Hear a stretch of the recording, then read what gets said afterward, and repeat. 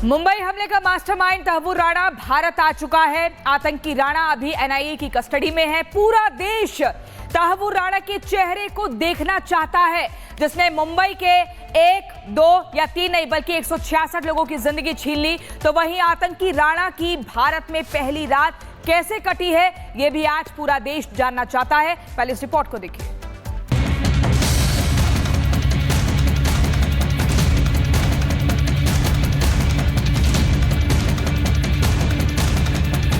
जिस आतंकी तहव्वुर राणा की वजह से साल 2008 में मुंबई थर्रा गई थी, वो आतंकी राणा अब एनआईए के शिकंजे में है।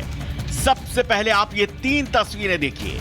पहली तस्वीर उस वक्त की है जब 17 साल पहले 2008 में आतंकी राणा ने मुंबई हमले की प्लानिंग रची थी। तब देख लीजिए भारत का गुनहगार आतंकी राणा कैसा दिखता था। ये दूसरी तस्वीर देखिए। ये तस्वीर साल 2019 की बताई जा रही है, जब भारत अमेरिकी अदालतों ने राणा के प्रत्यर्पण के लिए कानूनी लड़ाई लड़ रहा था। तब देखिए राणा कैसा दिखता था।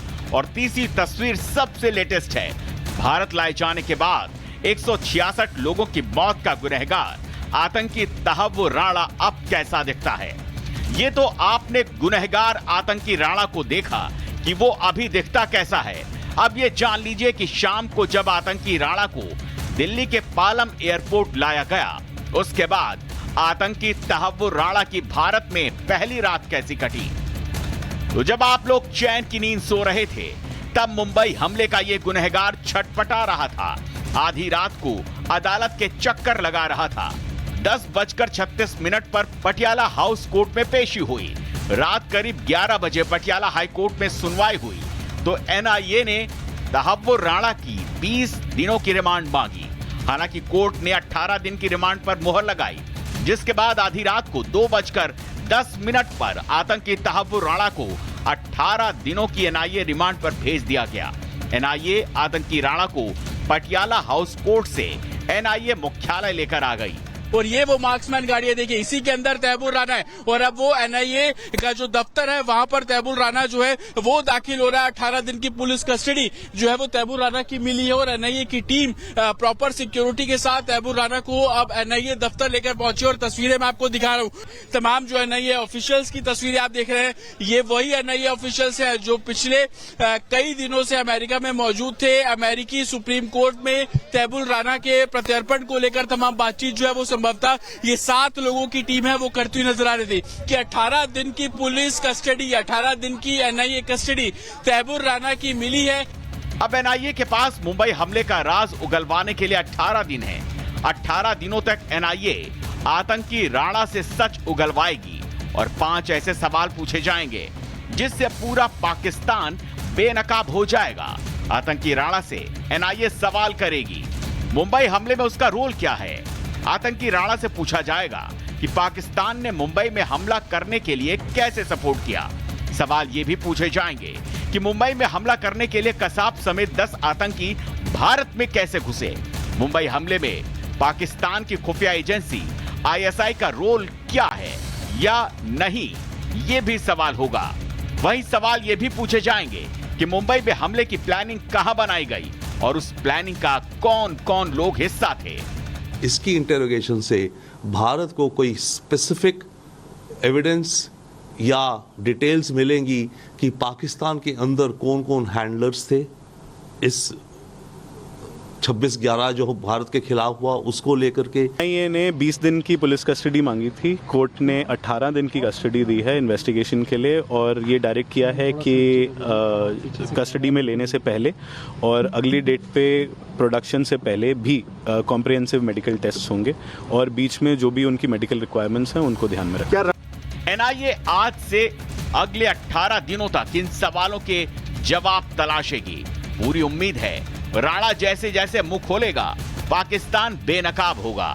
दुनिया को यह पता चल जाएगा कि किसके कहने पर हाफिज सईद के 10 आतंकियों ने मुंबई में खूनी खेल खेला। 26/11 हमले का मास्टरमाइंड तहव्वुर राणा एनआईए मुख्यालय में है और एनआईए मुख्यालय के बाहर सुरक्षा व्यवस्था कड़ी कर दी गई है। आईटीबीपी के जवान यहां पर मोर्चा संभाले हुए हैं और लगातार यहां इस रास्ते को, जिस रास्ते को ब्लॉक किया गया एनआईए मुख्यालय के सामने, वहां पर आईटीबीपी जवानों की चहलकदमी, जो पैरामिलिट्री फोर्स है उनकी चहलकदमी, दिल्ली पुलिस के जवानों की चहलकदमी आप देख सकते हैं। बड़ी बात तो ये है कि आतंकी राणा भारत आया है तब से ही पाकिस्तान में हाय तौबा मची हुई है। पाकिस्तान की तो तहव्वुर राणा के कल भारत पहुंचने से पहले ही सिट्टी पिट्टी गुम हो गई थी और पाकिस्तान के विदेश मंत्रालय के प्रवक्ता शफकत अली खान ने कहा था तहव्वुर राणा पाकिस्तान नहीं बल्कि कनाडाई नागरिक है। जबकि सच तो ये है कि पाकिस्तान भले ही पल्ला झाड़े लेकिन वो बच नहीं सकता, क्योंकि दुनिया को दिखाने के लिए भारत के पास ऐसे ऐसे सबूत हैं जिससे ये साबित होगा कि आतंकी तहव्वुर राणा पाकिस्तानी मूल का नागरिक है और वो पाकिस्तानी सेना में डॉक्टर भी रहा है। Bureau report, Republic Bharat. और एक और जानकारी आपको देते हैं, जहां सीसीटीवी कैमरे के सामने आतंकी तहव्वुर से पूछताछ की जाएगी। एनआईए मुख्यालय में सुबह 11 बजे से ये पूछताछ शुरू होनी है और जिस कमरे में पूछताछ होगी वहां 2 कैमरे लगाए गए हैं। पूछताछ की रिपोर्ट हर दिन गृह मंत्रालय को भी भेजी जाएगी। 12 अधिकारी इस टीम में और अब ये इससे पूछताछ करने वाले हैं पूरी कि आखिरकार किस तरीके से इसका संबंध आतंकी हमलों से रहा। एक और बड़ी खबर, एनआईए के लॉकअप रूम में रखा गया तहव्वुर राणा। सीसीटीवी से हर पल की निगरानी रखी जा रही है। लॉकअप रूम में ही तहव्वुर के खाने का इंतजाम भी किया गया है। ये बड़ी खबर, लॉकर रूम में खाने पीने का इंतजाम किया गया है। सीसीटीवी से हर पल की निगरानी रखी जा रही है। एनआईए के लॉकर रूम में रखा गया है तहव्वुर राणा और आज सुबह 11 बजे से पूछताछ का सिलसिला शुरू होगा। और एनआईए मुख्यालय से हमारे साथ हमारे 2 सहयोगी जुड़ गए हैं। सुमित झा जुड़े हुए हैं और काजल भी हमारे साथ जुड़ी हुई है। सुमित, आज क्या कुछ खास रहने वाला है, क्योंकि 18 दिन दिए गए हैं पूछताछ के लिए। पहला दिन है, पूछताछ कितने बजे से होगी, क्या कुछ पूछा जा सकता है?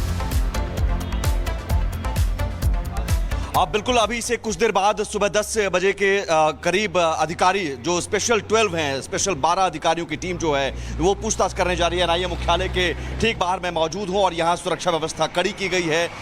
इस रास्ते को ब्लॉक किया गया है। जो आम गाड़ियां हैं उन गाड़ियों को प्रतिबंधित कर दिया गया है। दोनों तरफ बैरिकेडिंग लगा दी गई है। आपको बता दें, सुबह 10 बजे के करीब वो 12 अधिकारी आएंगे। 12 अधिकारियों की टीम में एसपी, डीएसपी रैंक के अधिकारी हैं। डीआईजी जया रॉय के नेतृत्व में जो आईपीएस अधिकारी हैं झारखंड कैडर की, उनके नेतृत्व में पूछताछ होगी। वो जब पहुंचेंगे तो फिर सुबह 11 बजे एक बैठक होनी है जो एनआईए की डीजी के साथ वो बैठक होगी। उस बैठक में तय किया जाएगा कि इस पूछताछ को कैसे शुरू किया जाए। वो तमाम जो सवाल हैं उन सवालों की लिस्ट तैयार की जाएगी। और उसके बाद जो लॉकअप ग्राउंड फ्लोर पर, इसी लॉकअप में रखा गया है एनआईए के इस मुख्यालय के इसी ग्राउंड फ्लोर पर लॉकअप में तहव्वुर राणा 26 से 11 हमलों का मास्टरमाइंड बंद है। उसके बगल में ही इंटरोगेशन रूम है, वहां पर ले जाया जाएगा। वहां पर पूछताछ होगी और उन तमाम सवालों का जवाब तहव्वुर राणा से लिया जाएगा। सवाल, पाकिस्तान में कौन आका था जिसके इशारे पर तहव्वुर राणा ने इतनी बड़ी साजिश रची? डेविड कोलमैन हेडली को कब से जानता है? हेडली को कैसे उसने मदद की? यहाँ पर हेडली ने रेकी। सवालों की लंबी फेहरिस्त है सुमित, जिसके जवाब अब खोजेगी एनआईए की टीम। काजल भी हमारी सहयोगी लगातार बनी हुई है। काजल, ये बताइए, सुबह 11 बजे का समय बताया जा रहा है जब पूछताछ का पहला दिन आज से शुरू होगा। 12 स्पेशल ऑफिसर्स होंगे एनआईए की टीम के। इसके अलावा और क्या कुछ जानकारी आपके पास?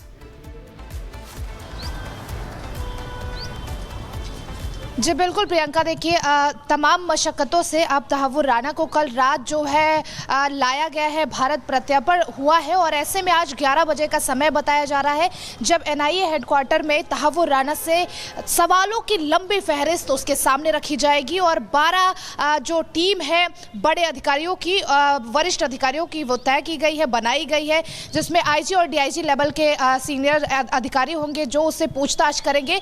और अंदर फर्स्ट फ्लोर पर सेल भी बनाया गया है। हालांकि पूछताछ जो है वो तीसरे फ्लोर पर होगी और 11 बजे से ये जो सवालों का सिलसिला है वो जारी होगा और तहव्वुर राणा से हर वो चीज़ जानने की, हर वो चीज़ खंगालने की कोशिश की जाएगी जो 26/11 के हमलों के दौरान तहव्वुर राणा ने की थी। और कहीं ना कहीं सूत्रों की अगर माने तो एनआईए की टीम ये भी पूछ सकती है कि आखिर क्या कोई भारत में सपोर्ट सिस्टम भी बनाया था और क्या अगर 26/11 के हमलों के दौरान जिस जगह पर उसने हमला किया था उसके अलावा भी कोई टारगेट था। तो इन सब सवालों के जवाब अब तहव्वुर राना को कहीं ना कहीं देने पड़ेंगे। और प्रियंका, हम ये भी समझ सकते हैं कि कहीं ना कहीं अब पाकिस्तान में भी खलबली देखने को मिल रही है, क्योंकि पाकिस्तान से रिलेटेड भी कई ऐसे सवाल हैं, कई ऐसी जो साजिश है उसका खुलासा हो सकता है।